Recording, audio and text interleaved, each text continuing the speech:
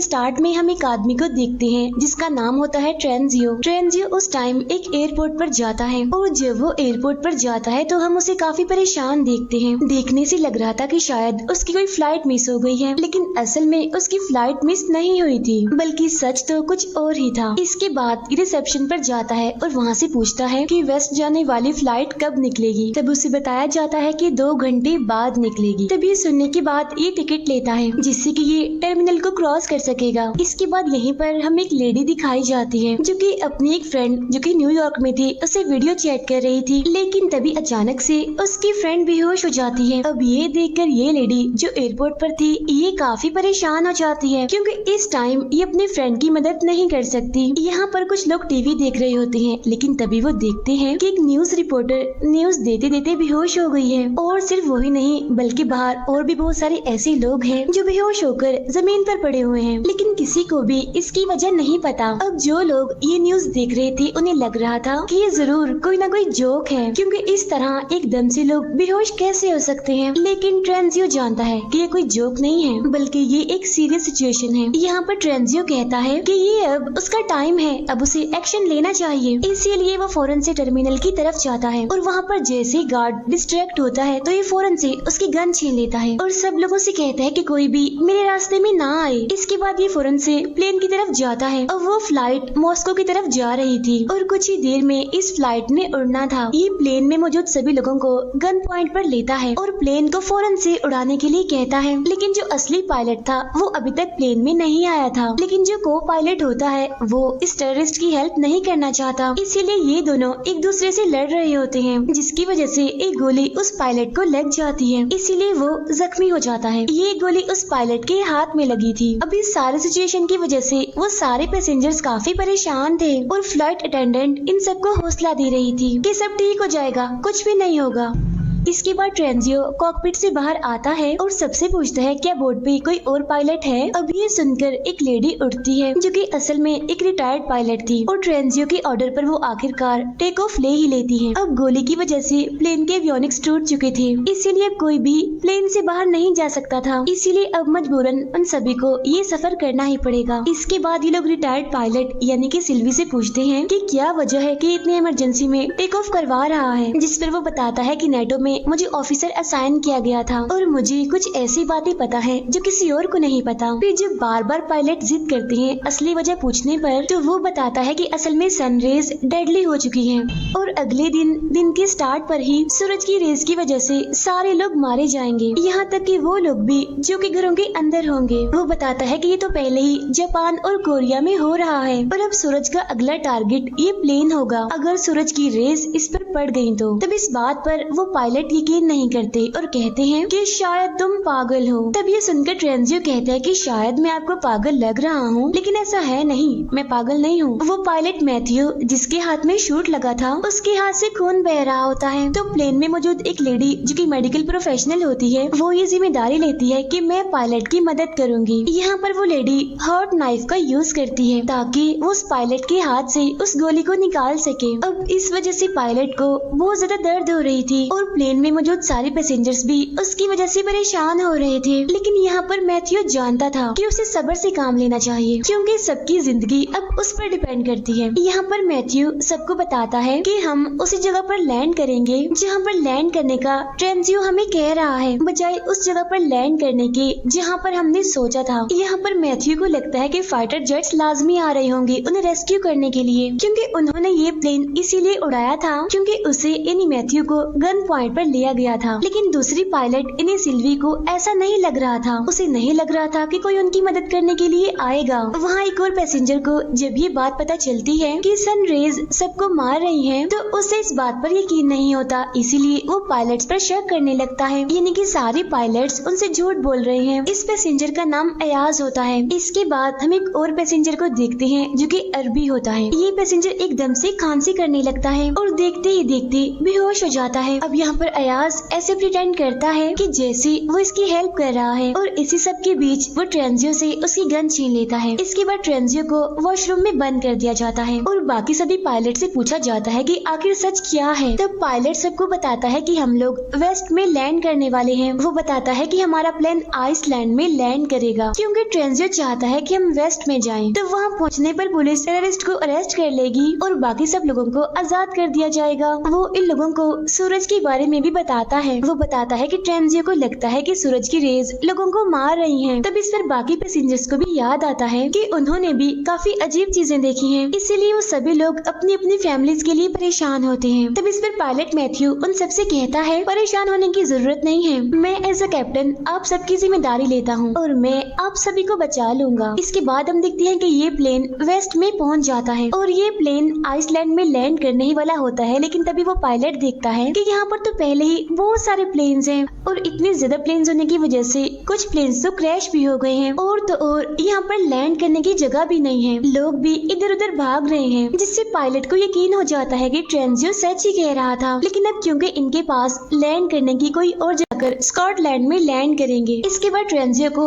Washroom से बाहर निकाला जाता है और उससे कहा जाता है कि सबको इस सिचुएशन के बारे में बताओ, यानी कैसे सूरज की रेज सबको मार रही है। ट्रेंजियो कहता है कि मुझे सबके बारे में मेरे सीनियर से पता चला और मैं तो खुद भी नहीं जानता कि ये सब कुछ क्यों हो रहा है और ये सब कुछ कब खत्म होगा। मैं तो बस इतना जानता हूँ कि अगर हमने बचना है तो हमें सूरज से कहीं दूर लैंड करना पड़ेगा, किसी ऐसी जगह पर जहाँ पर सूरज की रेज ना पहुँचती हो। अब यहाँ वही अरबी जो कुछ टाइम पहले बेहोश हो गया था वो अभी भी जिंदा होता है और बड़ी ही मुश्किलों से वो सांस ले रहा होता है। वो बस मरने ही वाला होता है और अपनी आखिरी सांसों में वो सबको बताता है कि मैंने डायमंड्स स्वेलो कर लिए थे। अब यहाँ पर वो नर्स पूरी कोशिश करती है कि किसी तरह से इस आदमी के अंदर से उन डायमंड्स को निकाल दिया जाए, लेकिन उसकी कोशिशें नाकामयाब ही रहती हैं। इसके बाद हम देखते हैं कि ये लोग स्कॉटलैंड में इमरजेंसी लैंडिंग करते हैं। अब ये लैंडिंग काफी मुश्किल थी और प्लेन एक दीवार को हिट करने ही वाला, लेकिन बड़ी मुश्किलों से कुछ ही सेकंड्स पहले आखिरकार ये प्लेन को रोक ही लेते हैं। अब जैसे ये सारे लोग लैंड करते हैं तो इनके पास बहुत सारे मैसेजेस और बहुत सारे नोटिफिकेशंस आते हैं इनकी फैमिलीज की तरफ से। इंटरनेट पर भी हर तरफ न्यूज चल रही थी जिसमें बताया जाता है कि आधी दुनिया के लोग तो मर चुके हैं सूरज की रेज की वजह से और आधे अभी बचे हुए हैं। ये एयरपोर्ट खाली था क्योंकि लोग यहाँ से भाग चुके थे। अब ये लोग डार्क प्लेस को ढूंढ रहे थे कि कहीं पर भी इन्हें डार्क प्लेस मिले और ये वहाँ पर छुप जाए, जबकि न्यूज में बताया जा रहा था कि अगर सूरज निकलता है तो तब अगर कोई इंसान बंकर में जाकर भी छुप जाए तो वो भी मर जाएगा। अब यहाँ पर इन सभी पैसेंजर्स को भी वेस्ट की तरफ ही फ्लाई करना था, इसीलिए ये सारे अपना जरूरी सामान और सप्लाईज को इकट्ठा करना शुरू करते हैं। इनमें से एक आदमी जो कि अपनी वाइफ के पास वापस जाना चाहता था उन सबसे लड़ रहा होता है कि मुझे वेस्ट की तरफ नहीं जाना, इसलिए यहाँ पर उसे अलाउ किया जाता है कि वो वापस जा सकता है। अब इनका अगला स्टॉप था कनाडा और वहाँ जाकर ये अपने प्लेन का फ्यूल दोबारा से भरेंगे और अपने रेडियो को फिक्स करेंगे। कुछ ही टाइम के बाद इंटरनेट ठीक हो जाता है जिससे सभी लोगों को उनके मैसेजेस मिलने लगते हैं और ये मैसेजेस उन सबके प्यारों के आखिरी मैसेजेस थे क्योंकि अब उन सबकी मौत हो चुकी है। तभी एक आदमी सब लोगों को बताता है सूरज की वजह से लोगों की मौत इसीलिए हो रही है क्योंकि इसकी वजह पोलैरिटी है। अब इनमें एक आदमी था जो कि क्लाइमेट एक्सपर्ट था, वो ये जानता था कि सन पोलैरिटी क्या होती है। वो बताता है कि हर 11 साल के बाद सूरज का मैग्नेटिक फील्ड रिवर्स हो जाता है, लेकिन इस बार सूरज की रिवर्स होने की डेंसिटी थोड़ी कमजोर देखी गई। उसका कहना था कि जमीन में हर उस जगह पर गैमा रेज का ब्लास्ट किया गया है जहाँ तक सूरज की रोशनी आती है और इन्हें गैमा रेज की वजह से ही लोग मर रहे हैं। अब इस थ्योरी को प्रूव करने के लिए भी इनके पास कोई रास्ता नहीं था, लेकिन तभी हम देखते हैं कि अयाज को एक नई रिपोर्ट मिलती है जिसमें बताया गया कि RAF के सर्विसमैन जो कि इन्होंने पिक किए हैं और इस टाइम इनके प्लेन में हैं, वो असल में टेररिस्ट हैं जो कि अफगानिस्तान से आए हैं। इन्हें अरेस्ट कर लिया गया था और इन्हें इनकी कंट्री में वापस लेकर जाया जा रहा था। बाहर हम देखते हैं कि उनमें से एक टेररिस्ट एक बूढ़े आदमी से लड़ रहा होता है और बाद में उसे धक्का देता है जिसकी वजह से उस बूढ़े आदमी की मौत हो जाती है। अब ये बात जब पायलट को पता चलती है तो मेन पायलट ये डिसाइड करता है कि वो उन टेररिस्ट को कनाडा में छोड़कर अपने फर्दर एक दूसरी फ्लाइट लेंगे। इसके बाद ये लोग लैंड करते हैं और अब सूरज निकलने में सिर्फ 2 घंटे रह गए थे। यहाँ पर उन टेररिस्ट को कहा जाता है कि आप रेडियो को रिपेयर करने के लिए यहाँ आसपास कोई शॉप देखें। तब इस बात पर वो 2 पैसेंजर्स को अपने साथ ले जाने के लिए कहते हैं। वो कहते हैं चल ठीक है हम शॉप ढूंढने के लिए जाएंगे, लेकिन साथ में जेकब और गैब्रियल को लेकर जाएंगे। अब यहाँ पर जेकब को तो सारे प्लान का पता था, लेकिन गैब्रियल को इस बारे में नहीं पता था। फिर जब जेकब और गैब्रियल टेररिस्ट के साथ जाते हैं तो जेकब उन टेररिस्ट को रूम में लॉक करता है और गैब्रियल को अपने साथ लेकर भागना चाहता है, लेकिन गैब्रियल जिसे प्लान का नहीं पता था वो उनको छोड़कर जाना नहीं चाहती थी। जेकब फौरन से प्लेन की तरफ भागता है क्योंकि उसके पास इतना टाइम नहीं था कि वो यहाँ पर खड़े होकर गैब्रियल को उसके साथ जाने के लिए मनाता, इसीलिए वो फौरन से ही प्लेन की तरफ जाता है, जबकि टेररिस्ट उसका पीछे कर रहे थे। यहाँ पर गैब्रियल इस सिटी में रह गई थी और उसके बगैर ही प्लेन टेक ऑफ कर लेता है और वो टेररिस्ट जो कि जेकब का पीछा कर रहे थे वो प्लेन की विंडो पर बुलेट से शूट करते हैं। अगर प्लेन अपना लेवल एल्टीट्यूड मेंटेन रखता है तो ये विंडो नहीं टूटेगी। इस प्लेन में एक बच्चा भी होता है जो कि काफी बीमार होता है और यहाँ पर अयाज उससे बात करने की कोशिश करता है कि शायद वो उसकी कोई हेल्प कर सके, लेकिन उस बच्चे की मदर उसे कहती है कि दूर रहो मेरे बच्चे से, इसे बात मत करो। लेकिन तभी इन्हें हवाई से किसी जगह से रेडियो सिग्नल्स मिलते हैं। अब इन सिग्नल से इन्हें पता चलता है कि हवाई में कुछ पैसेंजर्स हैं जो कि अंडर वाटर बंकर में हैं और उस बंकर की वजह से ही वो अभी तक जिंदा हैं। अब मैथ्यू पायलट उन्हें बचाने के लिए जाना चाहता था, तब दूसरी पायलट कहती है कि हमें तो ये भी नहीं पता कि मैसेज क्लियर भी है या फिर नहीं, इसीलिए उन्हें बचाने के लिए जाना शायद ठीक नहीं होगा, उन्हें बचाने के लिए जाना पागलपन होगा। तभी यहाँ पर ट्रेंजियो आता है और कहता है कि सारे फैसले कैप्टन ही ले रहा है, हम सब क्यों नहीं ले रहे। तभी वो सारे पैसेंजर्स को बुलाता है और यहाँ पर ये फैसला होता है कि सारे पैसेंजर्स वोट करेंगे और मिलकर फैसला करेंगे। लेकिन तभी अचानक से प्लेन में अलार्म बजने लगते हैं जो कि ये बता रहा था कि शायद प्लेन में कोई माल फंक्शन है, तो इसीलिए ये प्रॉब्लम को चेक करते हैं और मैथ्यू को ये बात पता चलती है कि वो टेररिस्ट जिन्हें कि ये पीछे छोड़कर आ रहे थे वो तो असल में इन्हें फॉलो कर रहे थे और उनमें से एक टेररिस्ट ने खुद को लैंडिंग गियर से अटैच कर लिया है और अगर वो वहीं रहा तो ये लोग सेफली लैंड नहीं कर पाएंगे। इसीलिए मैथ्यू डिसाइड करता है कि वो स्पीड के साथ चलेगा जिससे कि ऑक्सीजन भी कम हो जाएगी और हाई स्पीड की वजह से वो खुद ही गिर जाएगा। लेकिन यहाँ पर वो ये बात याद नहीं रखता कि इनके प्लेन की विंडो भी टूट चुकी है और जैसे प्लेन स्पीड से चलता है तो प्रेशर की वजह से वो विंडो टूट जाती है। प्लेन में हवा तेजी से आ रही थी और चीजें उड़ रही थी। पैसेंजर्स के लिए वहाँ पर स्टे करना मुश्किल हो रहा था। तब यहाँ पर मैथ्यू जल्दी से प्लेन की स्पीड को कम करता है और उसे लोअर एल्टीट्यूड पे लाता है। फिर हम जेकब को देखते हैं जो कि एक लकड़ी का बोर्ड विंडो के सामने रख देता है ताकि हवा इतनी स्पीड से अंदर ना आ सके। अब यहाँ पर जो बच्चा बीमार था उसके लिए सांस लेना मुश्किल था क्योंकि उसे सांस की ही प्रॉब्लम थी। तब यहाँ पर अयाज को एक प्लान आता है और वो उस बच्चे के लिए एक ऑक्सीजन पाइप का यूज करता है। तब ये देखकर उस बच्चे की मदर को काफी शर्मिंदगी होती है क्योंकि उसने पहले अयाज को अपने बच्चे से दूर रहने के लिए कहा था, लेकिन आज अयाज ने ही उसकी मदद की। यहाँ पर कैप्टन उन सबको बताता है कि अगर हम इसी स्पीड के साथ चलते रहे तो हम हवाई में लैंड नहीं कर पाएंगे, इसीलिए वो अपनी लैंड करने की लोकेशन को चेंज करते हैं। और तो और हैंगिंग टेररिस्ट की वजह से इन्हें मुश्किल का सामना करना पड़ रहा था। लेकिन तभी हम देखते हैं कि अयाज, जेकब और ट्रेंजियो अंडर कैरेज में जाते हैं।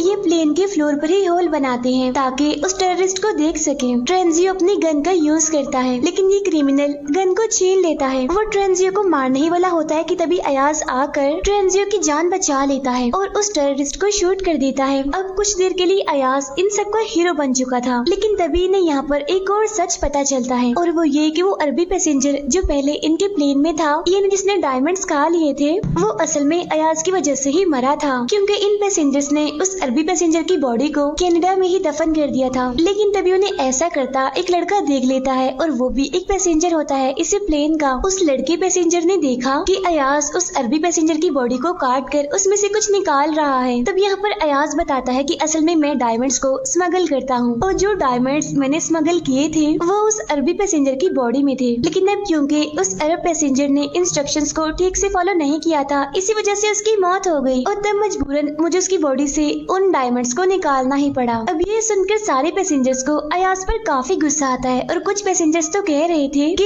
इसको भी टेररिस्ट की तरह प्लेन से बाहर निकाल दिया जाए, लेकिन ज्यादा पैसेंजर्स तो अयाज के हक में ही थे। अब क्योंकि ज्यादा वोट ये थे कि इसे प्लेन में ही रहने दिया जाए, इसीलिए उसे सिर्फ हैंडकफ्स कर दिया जाता है। इसके बाद ये लोग एक जगह पर लैंड करते हैं और वहाँ से ये प्लेन में फ्यूल डालते हैं। अब यहाँ पर हम देखते हैं कि इनके पास जो क्लाइमेट एक्सपर्ट है वो एक बड़ी अजीब बात कहता है कि वो फ्रूट्स जो वो कनाडा से लेकर आए हैं उनका कोई टेस्ट नहीं है, यानी उनका कोई जायका नहीं है। उसका कहना था कि गैमा रेज इतनी स्ट्रॉन्ग है कि उनकी वजह से फ्रूट्स का फ्लेवर भी चला गया और अगर ऐसा ही रहा तो गैमा रेज फूड का मुकम्मल स्ट्रक्चर ही चेंज कर देंगी, जिसके बाद वो शायद कुछ हफ्तों बाद ही भूख की वजह वजह से मर जाएं। मैथ्यू काफी देर से ड्राइव कर रहा था और अब वो उस क्लाइमेट एक्सपर्ट से कहता है कि हमने उस जगह पर जाना है जहाँ पर सूरज की रेस ना पड़ती हो, इसीलिए इन बातों के बारे में हम बाद में सोचेंगे। फिर हम दूसरी पायलट को देखते हैं जो कि मैथ्यू से कह रही थी कि तुम काफी थक गए हो, अब तुम्हें रेस्ट करना चाहिए, क्योंकि काफी देर से वो प्लेन चला रहा था और उसे अब नींद आ रही थी थकावट की वजह से। और जाहिर सी बात है कि इस वजह से बाकी पैसेंजर्स की जान भी खतरे में थी। अब सारे पैसेंजर्स उसके पास आकर उसे काफी मनाते हैं और कहते हैं कि आपको सोना चाहिए। वो कहता है ठीक है मैं सो जाऊंगा, लेकिन अभी नहीं, बाद में, अभी मुझे प्लेन ही चलाना है। लेकिन तभी इन्हें एक और रेडियो सिग्नल मिलता है जिससे इन्हें कन्वर्सेशन तो ठीक से सुनाई नहीं दे रही थी, बस एक बात सुनाई दे रही थी जिसमें कहा जा रहा था तारा 17। अब बहुत जल्द इन्हें समझ आ जाती है कि जो आदमी उनसे बात कर रहा है असल में वो एक एस्ट्रोनॉट है जो कि स्पेस में है। अब ये लोग काफी हैरान थे इस वजह से कि वो जिंदा है और लग रहा था कि शायद वो जमीन पर मौजूद कंट्रोल रूम से बात कर रहा है। अब ये लोग डिसाइड करते हैं कि ये लोग नेटो के हेडक्वार्टर तक जाएंगे, यानी जहाँ से ये सब कुछ शुरू हुआ। वहाँ मैथ्यू जो कि वॉशरूम में गया था, ये सब लोग आकर देखते हैं कि वो तो बेहोश पड़ा हुआ है वहाँ पर। असल में उसके हाथ पर जो गोली लगी थी उसकी इंजरी पहले से ज्यादा सीरियस हो गई थी, जिसकी वजह से पॉइजन उसकी पूरी बॉडी में ही फैल रहा है। तब इन पैसेंजर्स में से जो नर्स होती है वो कहती है कि अगर हम लोग किसी तरह हॉस्पिटल पहुँच जाए तो मैं इसका ऑपरेशन कर दूंगी। अब दूसरी पायलट जिसका नाम सिल्वी है वो काफी परेशान होती है ये सोचकर कि मैथ्यू के बगैर मैं प्लेन अकेली कैसे चलाऊंगी। तब सारे पैसेंजर्स उसे इंसिस्ट करते हैं कि तुम्हें ट्राई करना होगा, अगर तुम्हें इसका एक्सपीरियंस नहीं है तो फिर भी तुम्हें ये प्लेन चलाना है, क्योंकि अब तुम भी हमारी एक आखिरी उम्मीद हो। यहाँ पर हम देखते हैं कि सिल्वी यूट्यूब पर वीडियोस देखती है जिससे कि वो ये समझ रही है कि उसे कैसे प्लेन को लैंड करना है। अब वीडियो दिखना तो आसान था, जब प्लेन को उड़ाना था, उसे लैंड करवाना था, तो ये सब तो बहुत मुश्किल था, इसीलिए सिल्वी काफी घबरा रही थी। अब ये लोग लैंड तो करते हैं लेकिन ये लैंडिंग काफी शेकी सी थी, लेकिन किस्मत से सारे पैसेंजर सेफ थे और सारे खड़े होकर सिल्वी के लिए क्लैपिंग करते हैं। फिर टाइम जाया ना करते हुए ये खुद को 3 ग्रुप्स में डिवाइड करते हैं, यानी इन सब ने अलग अलग टास्क परफॉर्म करने थे, जिसमें से कुछ ने तो प्लेन के फ्यूल को रिफिल करना था, जबकि कुछ लोगों ने मैथ्यू को हॉस्पिटल पहुंचाना था और जो ट्रेंजियो और अयाज थे उन्हें नेटो के हेडक्वार्टर जाना था। हॉस्पिटल में हम देखते हैं कि यहाँ पर बहुत सारे पेशेंट्स हैं जो कि जमीन पर पड़े हुए हैं और सारे के सारे मर चुके हैं। तब नर्स उन सबसे कहती है कि इन्हें देखकर परेशान मत हो और मेन फोकस ये रखो कि हमने मैथ्यू की जान बचानी है। फिर वो बच्चा जो बीमार था उसकी मदर को हम देखते हैं जो कि अपने बच्चे के लिए अलग अलग चीजें जमा कर रही है, जैसे कि दवाइयाँ और वो चीजें जो उसके लिए जरूरी है। उधर हम देखते हैं नेटो के हेडक्वार्टर को, जहाँ ट्रेंजियो सबको कंट्रोल रूम में लेकर जाता है। अब इनके पास इतना टाइम नहीं था कि ये सारी फाइल्स को चेक करते, इसीलिए ये सर्वेलेंस वीडियो को देखने का डिसाइड करते हैं कि शायद इन्हें उन वीडियोस में कुछ मिल जाए। तब इनमें से एक मेंबर थोड़ा दूर होता है तो हम देखते हैं कि ट्रेंजियो की अयाज के साथ फाइट हो जाती है। यहाँ पर ट्रेंजियो एक्सीडेंटली अयाज को हिट करता है, जिससे कि अयाज बेहोश हो जाता है और उसकी बॉडी से बहुत सारा खून निकलने लगता है। वहाँ इनका एक दूसरा मेंबर जो कि एक रिकॉर्डिंग लेने में कामयाब हो जाता है। असल में इस रिकॉर्डिंग में कुछ ऑफिशियल्स बातें कर रहे थे। ये बातें एक डैम के नीचे बने बंकर के बारे में थी और उसी जगह का नाम था तारा 17, यानी सेम वही जगह जिसके बारे में इन्होंने रेडियो में भी सुना था। अब जिस लड़की ने ये रिकॉर्डिंग ली होती है उसका नाम रिक होता है। अब इन्हें जाकर ये बात अपने बाकी मेंबर्स को बतानी थी, लेकिन तभी हम देखते हैं कि ट्रेंजियो आकर रिक को बताता है कि मैंने अयाज को मार दिया है। तब रिक आकर देखता है कि उसकी पूरी बॉडी खून में लथपथ है। वहाँ हम देखते हैं कि मैथ्यू की हालत अब पहले से बेहतर है। इसके बाद मैथ्यू को प्लेन में लाया जाता है, बाकी सब मेंबर्स भी प्लेन में वापस आ जाते हैं। ऑपरेशन के बाद मैथ्यू काफी बेटर फील कर रहा है। ट्रेंजियो सबको बताता है कि अब हमें अयाज का इंतजार नहीं करना चाहिए क्योंकि अब वो वापस नहीं आएगा। सभी लोग परेशान थे कि आखिर क्यों अयाज वापस नहीं आएगा। और जब मैथ्यू इंजन स्टार्ट करता है तो ये सारे लोग देखते हैं कि अयाज इनके प्लेन के बिल्कुल सामने था। अब अयाज को प्लेन में ले लिया जाता है और ट्रेंजियो के हाथ बांध दिए जाते हैं। यहाँ पर सिल्वी उन सबको बताती है कि अगर हमारे बल्गेरिया के प्लान ने काम ना किया, यानी डैम में मौजूद उस बंकर में जाने का, तो हमारे पास इतना फ्यूल नहीं होगा कि हम फर्दर किसी और जगह पर जा सकें। और जैसे ये लोग लैंड करेंगे इनके पास सिर्फ 20 मिनट होंगे जिसमें कि ये भागकर बंकर की तरफ जाएं। यहाँ अयाज की तबीयत खराब होने लगती है क्योंकि उसका बहुत सारा खून बह चुका था। यहाँ पर सारे लोग अयाज से पूछते हैं कि ट्रेंजियो ने तुम्हारे साथ ऐसा किया, इसके बाद तुम उसे क्या सजा देना चाहते हो। तब ये सुनकर अयाज कहता है कि मैं नहीं चाहता कि वो मरे, बल्कि मैं चाहता हूँ कि वो हमारे साथ उस बंकर के पास जाए। अब क्योंकि बंकर काफी दूर था तो इसीलिए जैसे प्लेन लैंड होता है तो ये सारे लोग गाड़ियों पर बैठकर बंकर की तरफ जाने लगते हैं। इन सारे पैसेंजर्स को 2 ग्रुप में डिवाइड किया गया था, यानी कि 2 गाड़ियों पर ये लोग जा रहे थे। इनमें पहली गाड़ी को सिल्वी ड्राइव कर रही थी और दूसरी गाड़ी को ड्राइव कर रहा था अयाज। अब क्योंकि खून निकलने की वजह से अयाज की तबीयत खराब होती है, इसीलिए अयाज और उसके साथियों की गाड़ी क्रैश हो जाती है। लेकिन पहली गाड़ी जिसे की सिल्वी चला रही थी वो काफी दूर पहुंच चुकी थी। सिल्वी जल्दी से एक टर्न लेती है और एक आधे खुले हुए गेट से अंदर एंटर कर जाती है। अब एक पैसेंजर इस गेट को टच भी करता है, लेकिन वो पीछे की तरफ गिर जाता है क्योंकि उस गेट में करंट था। अब इन्हें यहाँ पर ये बात पता चलती है कि इन्हें बटन को प्रेस रखना है जब तक ये सारे पैसेंजर्स अंदर नहीं आ जाते। और बटन प्रेस करना इसीलिए जरूरी है क्योंकि जब तक बटन प्रेस रहेगा तो गेट भी ओपन ही रहेगा। यहाँ पर ट्रेंजियो कहता है कि मैं बटन को प्रेस रखूंगा और तब तक सारे पैसेंजर्स अंदर आ जाएं। यहाँ सिल्वी ट्रेंजियो के हाथों को बांध देती है क्योंकि उसे शक था कि कहीं ट्रेंजियो उन्हें धोखा न दे दे, इन्हें जैसा कि उसने अयाज के साथ किया। वो ट्रेंजियो से कहती है कि तुम्हें तभी आजाद किया जाएगा जब सारे मेंबर्स अंदर आ जाएंगे, यानी कि वो सारे मेंबर्स भी जो कि अयाज के साथ उसकी गाड़ी में थे। ट्रेंजियो के हाथों को बांधकर सिल्वी और बाकी सारे मेंबर्स अंदर चले जाते हैं। उधर अयाज अपने सारे मेंबर्स को लेकर लेफ्ट टर्न लेता है, यानी वो एक डिफरेंट टर्न लेता है और वो एक डिफरेंट गेट से डैम की बंकर में एंटर करता है। अब क्योंकि ये लोग किसी और गेट से आए थे इसीलिए ट्रेंजियो वहाँ पर अकेला रह गया था, जबकि वहाँ पर सारे मेंबर्स अब बंकर के अंदर पहुँच चुके थे। अब इन सभी लोगों को फाइनली मिलिट्री के लोग वेलकम करते हैं और वो इन्हें बताते हैं कि आप सब अब बिल्कुल सेफ हैं। लेकिन ट्रेंजियो तो बाहर ही रह गया था। वो यहाँ पर अपने गॉड से अपनी की गई गलतियों की माफी मांगता है और सूरज को फेस करने के लिए तैयार होता है। अब प्लेन के सारे पैसेंजर्स तो बच जाते हैं, लेकिन सूरज की रेस की वजह से ट्रेंजियो मारा जाता है। और इसी के साथ ही ये मूवी यहीं पर एंड हो जाती है। Thank you for watching.